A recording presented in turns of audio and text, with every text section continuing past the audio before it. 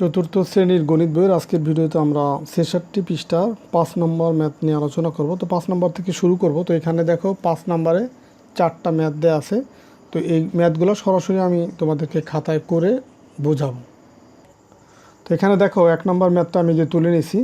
তো এইখানে এই যে অংশটুকু আছে এইটুকু আমরা হিসাব করে যা পাবো সেটা হচ্ছে এখানে এই সমান চিহ্নর পরে যে খালি ঘর আছে সেই খালি ঘরে বসবে। তো আমরা এখানে তাহলে বাম পাশের যে অংশটা আছে সমানের বাম পাশে সেই অংশটাকে আমরা ক্যালকুলেশন করব। যেমন ৭৮ গুণ হচ্ছে ৯ ভাগ হচ্ছে ১৩। তো এখন এইখানে দেখো এই ৩টা সংখ্যা আছে আর চিহ্ন প্রতীক হিসাবে এখানে আছে গুণ আর ভাগ আছে। তো আমরা এই গুণ আর ভাগ যদি থাকে সেই ক্ষেত্রে এই দুইটার ভিতরে যেটা আগে থাকবে সেটার কাজ আমি প্রথম করব। যেমন এখানে দেখো গুণ আছে প্রথম, তারপর আছে ভাগ, তার মানে গুণের কাজটা আমাকে আগে করতে হবে। এখন এই ৭৮কে ৯ দিয়ে যদি গুণ করি কত পাবে সেটা আমি রাফ হিসেবে এই পাশে করে নিতে হবে যে ৭৮ গুণ হচ্ছে কত ৯। তো এটা যদি আমরা গুণ করি দেখো কত পাই ৮ নং ৭২-এর ২, হাতে আমার হচ্ছে ৭, ৭ নং ৬৩, ৬৩ আর ৭ কত হয় ৬৩ আর ৭ হচ্ছে ৭০, তার মানে এখানে হয় ৭০২। তাহলে এইটুকু আমরা এই গুণ করে এই ৭৮-এর সাথে ৯ গুণ করে পাচ্ছি কত ৭০২। এরপরে ভাগ কত এই যে ১৩।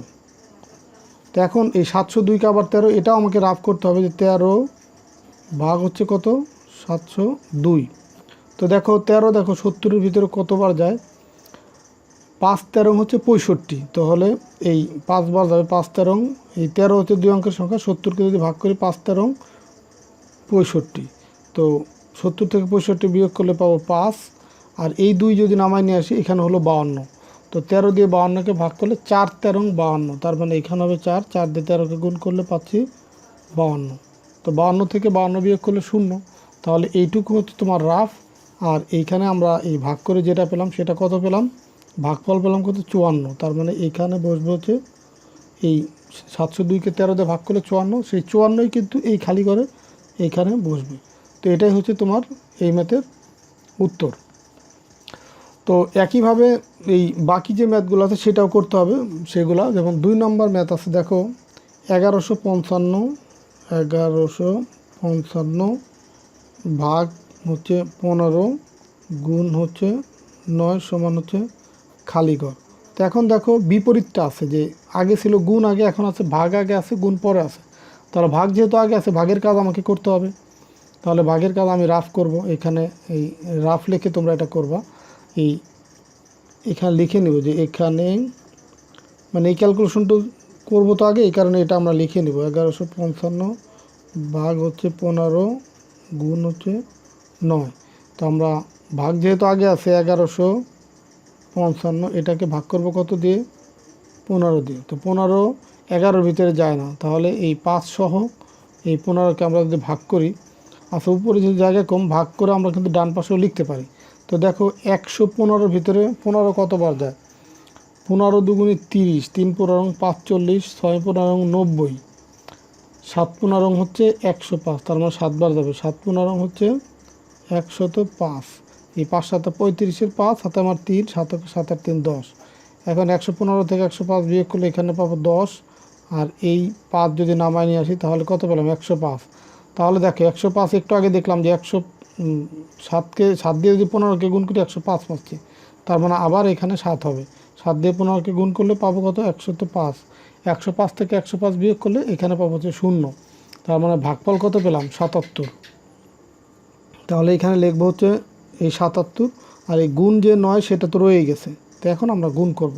তো ৯ দিয়ে যদি ৭৭কে গুণ করি দেখো ৯ দিয়ে ৭কে গুণ করলে ৭ নং ৬৩ ৩, হাতে আমার ৬, আবার যদি ৭কে গুণ করি ৭ নং ৬৩, ৬৩ আর ৬ কত ৬৩ আর ৬ হচ্ছে ৬৯, তার মানে এটাই হচ্ছে তোমার উত্তর। সরি উত্তর এখানে লিখবো না, আমরা এটা হচ্ছে এই খালি ঘরে বসায় দেবো ৬৯৩, মানে খালি ঘরের কোন সংখ্যা বসবে সেটা আমরা এইভাবে কিন্তু হিসাব করে বের করে তারপরে বসাতে হবে। তো এরপরে দেখো এই ৩ নম্বর অঙ্কটা আছে। ৩ নম্বর অঙ্ক একই রকম ২৮২ গুণ হচ্ছে ৬ ভাগ হচ্ছে ১৮ সমান সমান এই খালি ঘর। তো এখন এইখানে দেখো আবার গুণ আগে আছে, তো গুণ যখনই আগে থাকবে গুণের কাজটা আমরা আগে করব। তাহলে দেখো এই 6 দিয়ে যদি এটাকে গুণ করি, আচ্ছা এখানে যেভাবে লিখে নেব, এখানে অঙ্কটা আবার তুলব, 282 গুণ 6 ভাগ হচ্ছে 18। জাস্ট এই সমান চিহ্নর বাম পাশের অংশটা আমরা ক্যালকুলেশন করব। তো 6 দিয়ে যদি 282 গুণ করি, 6 দুগুণী 12, 2 হাতে আমার 1, 6টা 48, 48 আর 1 হচ্ছে 49, 9 হাতে আমার 4, 6 দুগুণী 12, 12 আর 4 হচ্ছে 16, ভাগ কত 18।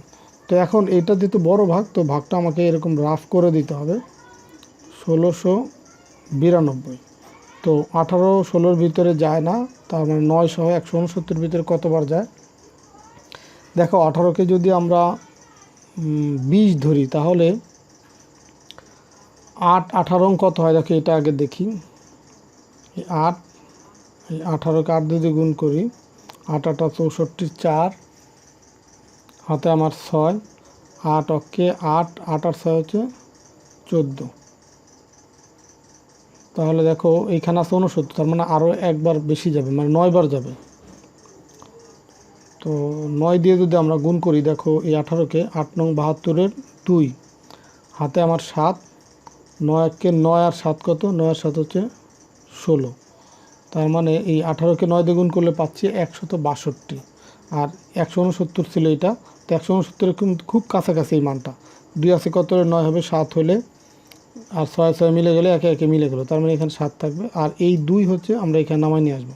তো 72, 72-এর ভিতরে 18 যায় 4 বার, তাহলে এখানে লিখবো 4, 4 8 32-এর 2 হাতে আমার 3, 4 অক্ষে 4 আর 3 7 মিলে গেল 0।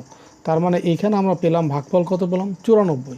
তাহলে এইখানে সেই 94 বসাই দেবো, 94। এটাই কিন্তু তোমার যেহেতু বাম পাশ ক্যালকুলেশন করে এটা আমরা পেলাম, তার মানে এই 94 কিন্তু এই যে এইখানে বসবে, এই খালি ঘরে বসবে 94, আর এটাই কিন্তু উত্তর। আর এইখানে যেটা করলাম এটা হচ্ছে রাফ, তোমরা এরকম দেখাই দেবা যে এই অংশটা হচ্ছে রাফ। এরপরে দেখো 4 নম্বর অঙ্কটা, এখন আবার ভাগ আগে আছে, তো ভাগ আগে থাকলে ভাগের কাজ আগে করতে হবে। তাহলে আমরা লিখে নিব যে এখানে 658 ভাগ হচ্ছে 47 গুণ হচ্ছে 34, এই সমান চিহ্নের বাম পাশে যেটা আছে সেটা আমরা তুলে নিলাম। তো এখন যেহেতু ভাগ আগে আছে, ভাগের কাজ আগে করব, তার মানে এই 47 দিয়ে ভাগ করব 658-কে। দেখো 47 65-র ভিতরে যাবে একবার, লিখলাম 47, বিয়োগ করলে 7 আছে কত হলে 15 হবে, 8 হলে হাতে আমার 1, 1 আর 4 5, 5 আছে কত হলে 6 হবে, 1 হলে এখানে পেলাম 18। আর এই 8কে যদি নামায় নিয়ে আসি তাহলে কত পেলাম, 188।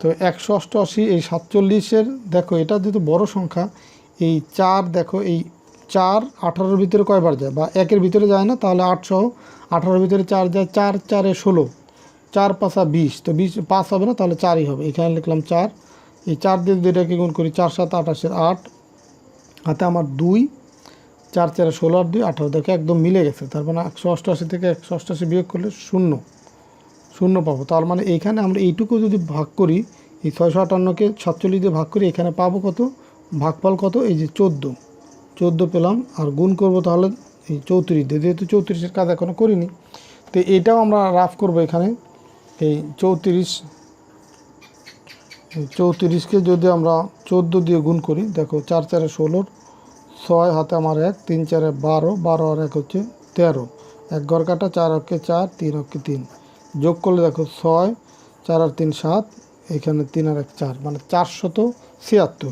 তাহলে এখানে কত পেলাম, 476। এইখানে ক্যালকুলেশন যে অংশটুকু ক্যালকুলেশন করে যে মানটা পেলাম সেটাই কিন্তু এই শূন্যস্থানে বসবে, কত, 476। তো এটাই হচ্ছে উত্তর। তো আশা করি সবগুলো ম্যাথই তোমরা বুঝতে পারছো। তো ঠিক আছে, সবাই ভালো থাকো, সুস্থ থাকো আজকের ভিডিওতে। তাহলে আমরা এই 5-এর যে 4টা ম্যাথ ছিল সেগুলো সমাধান করে দিলাম। আমরা পরের ভিডিওতে বাকি যে ম্যাথ আছে যে 6 থেকে শুরু করব। তো ঠিক আছে, আল্লাহ হাফেজ।